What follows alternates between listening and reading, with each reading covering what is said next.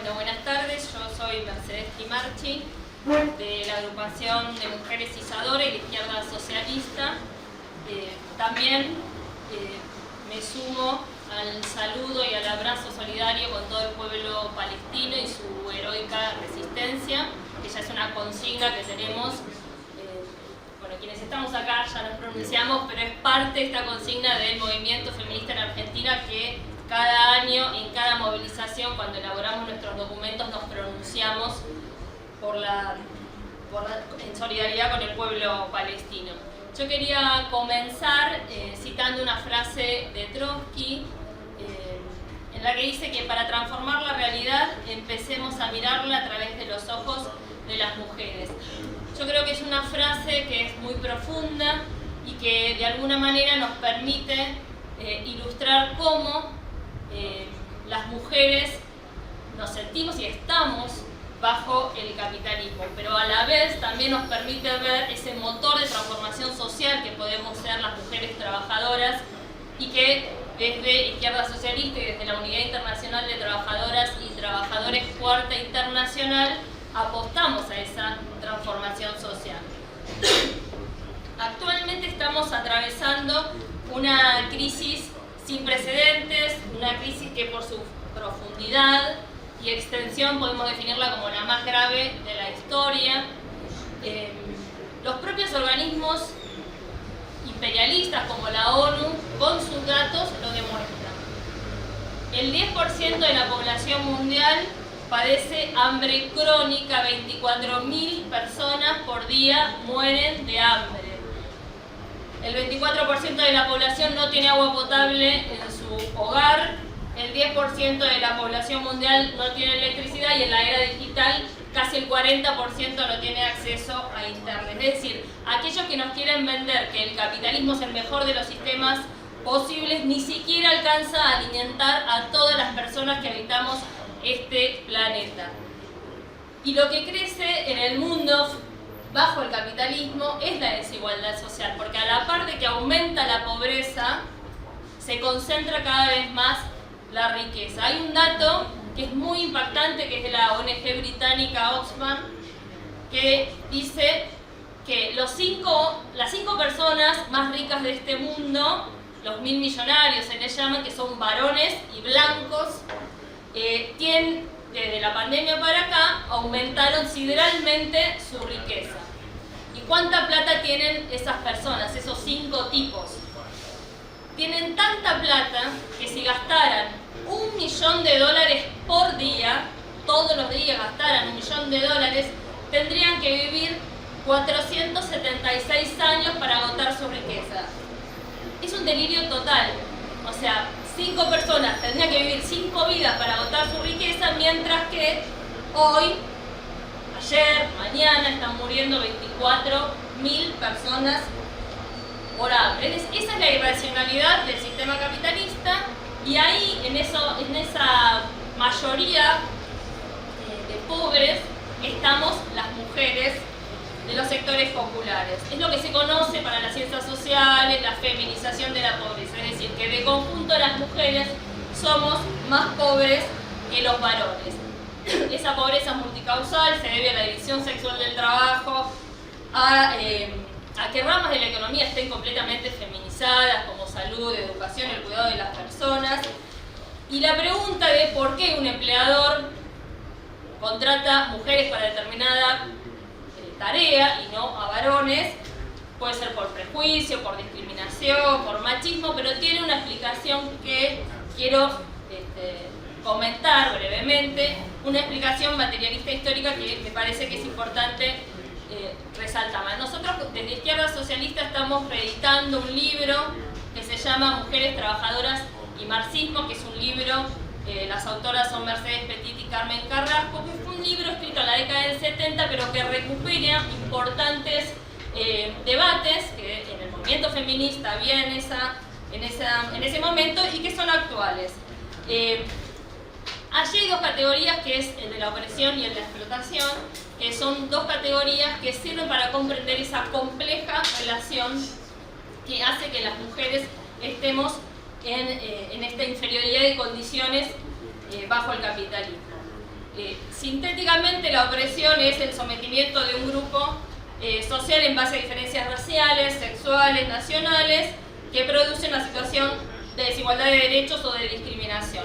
La explotación es una categoría más de índole económica, que significa que las clases que tienen los medios de producción se apropian del trabajo ajeno. Es decir, que la opresión como categoría es una categoría que podríamos decir policlasista. La sufrimos, en este caso, las mujeres, digo, u otras nacionalidades, digo, tomo lo de mujeres porque la temática de la mesa, pero esta categoría nos permite justamente ver que es todas las mujeres, por ejemplo, sufrimos esta opresión patriarcal. Aunque, y esto es muy importante, la sufrimos y padecemos de maneras muy diferentes, ¿sí? Esa opresión patriarcal es milenaria y, por supuesto, que el capitalismo, que es mucho más acá en el tiempo, aprovechó esas desigualdades entre los géneros para justamente generar mayor explotación para las mujeres, en este caso.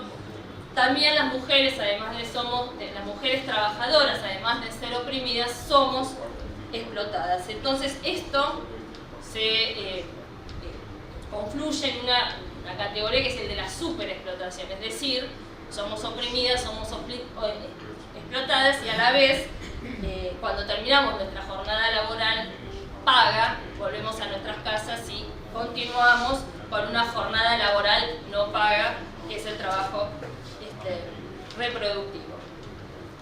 Sintéticamente, así como en los 70 el feminismo socialista debatía con, o fundamentalmente polemizaba con el feminismo radical, el feminismo liberal, estos debates sobre la opresión y la explotación también tienen actualidad en Argentina particularmente, o en América Latina, por el peso del peronismo en Argentina y el peso del PT en Brasil, por ejemplo, con el feminismo popular, lo que se conoce como el feminismo popular.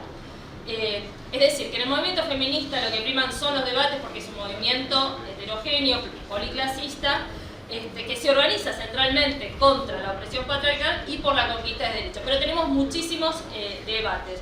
Sintetizo algunos, por ejemplo, en la jornada para organizar el 8 de marzo, por ejemplo, sobre, o cualquier otra jornada, el 25 de noviembre, no importa, las asambleas donde nos reunimos para pensar esas movilizaciones, por ejemplo, las referentes del feminismo popular no quieren poner la responsabilidad o no indicar la responsabilidad del gobierno frente a la situación de las mujeres. Ellas prefieren poner el Estado como una manera abstracta para quitarle responsabilidad al Poder Ejecutivo y a los gobernadores también. Otra, que bueno, la nombraba ahí la compañera, por ejemplo, es clásica ya en relación en el 8 de marzo sobre la huelga feminista. O sea, le exigimos a las centrales sindicales un paro general por los derechos de las mujeres. Desde el feminismo socialista decimos que sí. Ellas que nos contestan: no es necesario, las mujeres podemos hacer huelga de tareas en nuestras casas, dejar de lavar los platos y eso ya está. O mismo que el paro, por ejemplo, debería ser solo de mujeres, entonces los varones en los lugares de trabajo cumplirían el rol de las mujeres. Es decir, nosotros no estamos de acuerdo con esas posiciones porque de esa manera las patronales no sentirían el peso o la fuerza que tiene una huelga general, un paro general por nuestros derechos. Pero más allá de estos debates que son tácticos a la hora de pensar las jornadas, tenemos una profunda diferencia que es estratégica. Nosotras decimos desde el feminismo socialista que no se puede reformar este sistema capitalista que nace patriarcalizado. Este debate también era, en la década del 70, un debate crucial, como decía recién, con el feminismo liberal o radical. El patriarcado, que es un sistema milenario, que sintéticamente significa como el dominio masculino sobre lo femenino, que se aprovecha justamente de estas discriminaciones, opresiones para superexplotar casi a la mitad de la humanidad, y de esa manera obtienen mayores ganancias los empresarios, las patronales en general.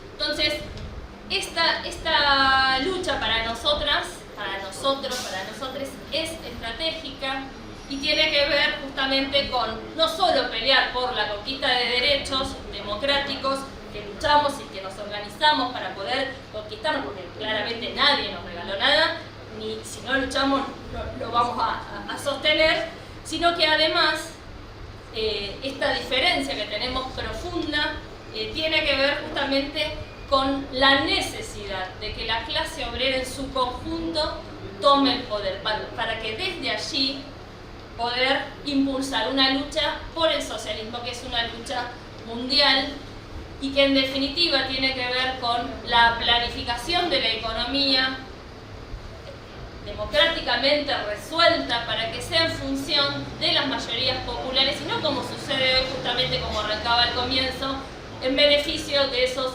ricos, puñados de ricos empresarios que viven de la explotación ajena. Así que vaya este nuestro aporte desde el feminismo socialista para esta jornada. Gracias. La agudización de la crisis, como decía yo en la exposición, hace que quienes estemos en peores condiciones seamos las mujeres y las disidencias. La brecha salarial, no esa diferencia entre lo que ganamos las mujeres y lo que ganamos los varones en términos del salario, es de 27% a nivel global.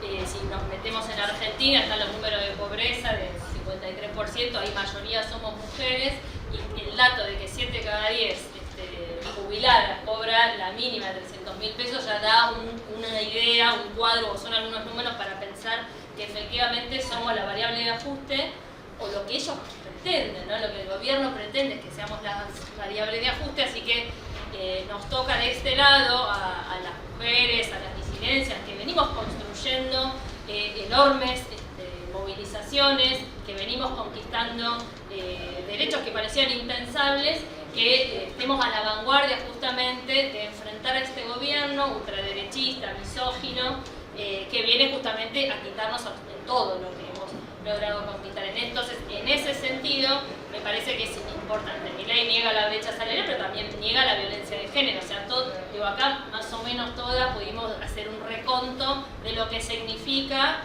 las condiciones en las que vivimos las trabajadoras bajo este régimen capitalista, este sistema que combina lo peor del patriarcado y lo peor del capitalismo, y que efectivamente la violencia que sufrimos las mujeres por este sistema patriarcal hace que, por ejemplo, en nuestro país nada más una mujer sea asesinada por el hecho de ser mujer y el gobierno mira para otro lado, y eso es importante resaltarlo. Por eso me parece que tenemos una parada importante el 2 de noviembre, ahora ya falta poquito, que tiene que ver con la 33 Marcha del Orgullo. Tenemos que ser efectivamente miles y miles en la calle quienes le digamos a este gobierno no pasarán, que estamos dispuestos a enfrentar cada una de sus políticas reaccionarias y misóginas, y que vamos a seguir movilizadas y movilizados pidiendo justicia por el triple femicidio de Barracas.